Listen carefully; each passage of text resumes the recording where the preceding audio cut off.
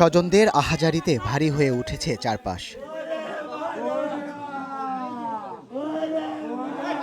ফরিদপুর সদরের গদাধর ডাঙ্গি গ্রামে হত্যাকাণ্ডের শিকার দরিদ্র রিকশা চালক কাবুল।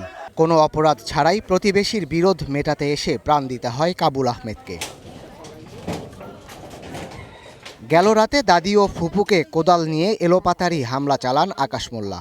তাদের চিৎকারে প্রতিবেশী কাবুল আহমেদ এগিয়ে এলে তার উপরও চালানো হয় হামলা।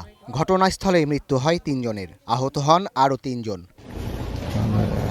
ঘটনার পরপরই গা ঢাকা দেন অভিযুক্ত আকাশ।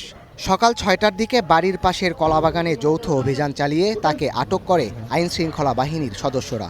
জব্দ করা হয় হত্যায় ব্যবহৃত কোদাল। প্রাথমিক ধারণা পারিবারিক বিরোধের জেরে এ হত্যাকাণ্ড। তবে পুলিশ বলছে আটকের সময় আকাশের কথাবার্তা ছিল অসংলগ্ন। তাই তার মানসিক অবস্থা ও স্বাস্থ্যের বিষয়টি গুরুত্বের সঙ্গে খতিয়ে দেখছে police. Desk report, star news.